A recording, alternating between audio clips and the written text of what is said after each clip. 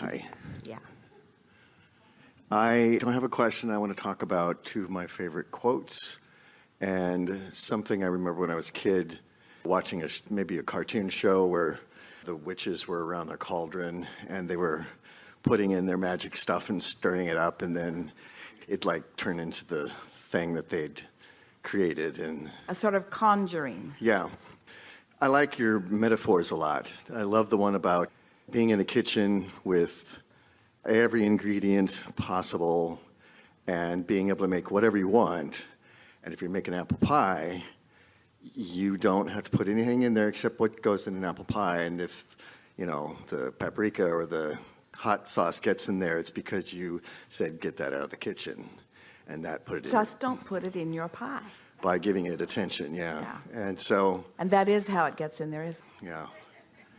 That metaphor of putting the stuff in the cauldron, I was like thrilled when I saw that. And so as I've played with your stuff over the years, Seth's stuff, Lazara's stuff, Louise Hay, I played with different practices, but there's two quotes of yours that I really, really love. And when I first heard them, it blew me away. And it's about earning. And one of them is, it is not possible to earn anything. It is all vibrational. And when I heard that, it just stopped me in my tracks like, wait, aren't we all trying to earn? And with our action. And then the other one is, if you ask for the manifestation before offering the vibration, you're asking the impossible. But if you're willing to offer the vibration before the manifestation, all things are possible. Now we want to take that further. Life has already caused you to offer the rocket of desire. You've already offered the vibration of it. And law of attraction has already gathered the cooperative components in the cauldron of your vibrational reality. Yeah. In other that was words, the other quote. All cooperative components have been assembled. The cooperative components. That's crazy. Have been assembled. So now your work is to get into the receptive mode so that you can be the translator of the vibrational frequency into the good timing and into the action and into the joyous life experience, into that sweet spot. Yeah. Yes. So I want to share a story that's really fun to share about specifically doing that. I've always loved kind of the science of it and then the playfulness of it. And so I wanted a new person in my life. So I found a picture of a guy I found attractive that I could look at the picture and feel the feelings I wanted. It was easy.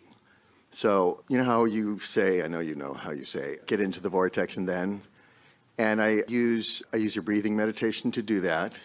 I use the beginning of the Sedona method, just like a 10-minute recording that just drops every bit of resistance. And then before I think of anything else, I go and do my focusing. And I do it every day. And Seth had a point of power exercise that if you do it every day for 5 or 10 minutes and you get in the vortex and you focus on what you want, you'll start getting the feeling of it. And then you feel like you already have it. And then it'll happen. And it won't be such an amazing thing, but you'll really love it because you already were experiencing it before it actually showed up. So I did that. I found a picture of somebody that it was very easy to look at the picture. And I think what I practiced was, a wonderful guy is coming into my life. And I did that, and after about a week or so, it started feeling like I already had it. And I felt really good. And so I was sort of radiating that. And then I'm walking down the street one day, and I feel this sort of cushion of air come up behind me. And somebody comes around the corner and says, hey, you want to have dinner with me? And it was the guy in the picture. And and I wasn't even surprised it was him. I said, oh, it's the guy in the picture. I wasn't trying to meet him. I was using his energy, just the ease of focusing with him. And I wasn't even surprised. I thought, well, I have been focusing on you purely and using, like, okay, yeah, let's go to dinner. This is before I even met you, so I made a mess of it at dinner, but I knew how to focus, and I love doing that stuff. That's just all I wanted to share. And I think it's the earning. Like, I did it with money, too. And I think my saying was, good feeling sources of money are starting to come into my life. And they did. And then a really nice source of money came into my life that I had no clue about. Here's the way that we would absorb the conversation that you've just heard. And here's the predominant thing that we want to say about everything that you've just said. When life causes you to create this vibrational reality, and it does, and the vibrational reality is received by you because you've been meditating, because you've been appreciating, because you are not doing that thing you do that causes you to resist it, but instead you are doing those things you do that cause you to allow it. Then ideas come to you, and as those ideas come to you, like these ideas that came to you, and you run with those ideas, you find yourself in increasingly powerful places where you can experience your own hands in the clay kind of creating. It's where this conversation started today, about what real conscious allowing and creation really is. So if you are in that place where you are feeling it, like you described, where you are feeling it, then the more specific you become with your mind, then the faster it moves along, and really the more fun that it is. But if you are in a place of doubt and you're applying specifics to it while you're in a place of doubt, then you increase the resistance rather than increase your movement toward what you are wanting. So the things that are important to understand: we enjoyed your response to the specifics of what he accomplished, but we want you to not be surprised about those things. It really is child's play for you to get every single thing that you want.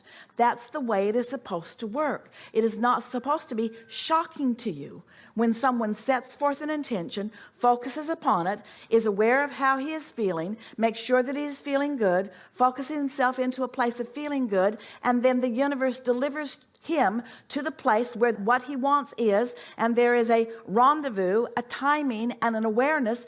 That's how it works, you see. And so let this not surprise you or shock you. Let it be something that you're practicing all day, every day.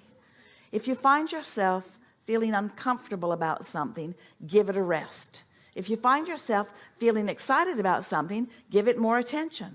It's just a really general and comfortable rule of thumb. And this conjuring that he is talking about, we have avoided using the word conjure, even though it is a word that comes to Esther's mind often as we are presenting thoughts of influence or thoughts of law of attraction. It is a conjuring. How do thoughts turn to things? How is it that something comes from a thought? Well, it comes from a consistent thought, and it comes from a consistent thought that is in concert with this powerful universal law. You are the creator of your own reality, and the energy that creates worlds flows to you and through you, and there is nothing that you cannot be or do or have. You have only to decide it. But that's the point that we really want to make with you. You have done so much sifting and therefore so much deciding. There is so much that is already being asked for by you, but often you do not allow yourself the realization even of what you're asking for, because you're not tending to your emotions, and so you're holding yourself apart from even receiving the clear idea of what you want. Once an idea occurs to you of something that you want, you are so far along the way in the creation of it that we could call it a slam dunk. Just watch for it. Someone should come around the corner right away and say to you, hey, I'm what you've been looking for, once the idea comes to you. So we want to ask you, is there anything that you know that you want?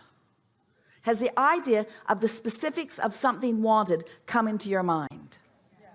Do you know how much has come before you got to there? Know how much of the journey you've already traveled before it came to that receiving mode? Do you know how much you explored and how much you contemplated and how much decision making you did and how much you put into the vortex? And do you know how many non-physical energies have been aware of what you wanted and have been standing in that cooperative vibration in order to allow the building, the conjuring of your vortex? Do you know how ready it is for you to be ready for it? And do you know that when the idea came to you, that means you were ready for it, that you are ready for it? And so it's time to goose up that expectation. Once the ideas come, that's why we begin every gathering by saying, are you knowing what you are wanting? Because once the idea of what you want has appeared to you, has manifested to you in your mind, then the components to bring it about are all around you all the time. And if it's not coming about, it's for one simple reason. You've got contradictory thoughts about your own desire. You desire it and doubt it. You desire it and notice the manifestation hasn't happened. You desire it and can't see it. You desire it and are wondering where it is. You desire it and you're jealous that that person's got it and you don't. You desire it. It's a shortage consciousness that's based upon what's already manifested. And once you leave behind that shortage consciousness and instead you focus upon the vibrational reality that has manifested to you in the form of emotion, that's what we were going for with that last conversation that we had with you, then you are home free. We're making this all more complicated than it needs to be. Go have some fun. There is great love here for you. And for now, we are complete.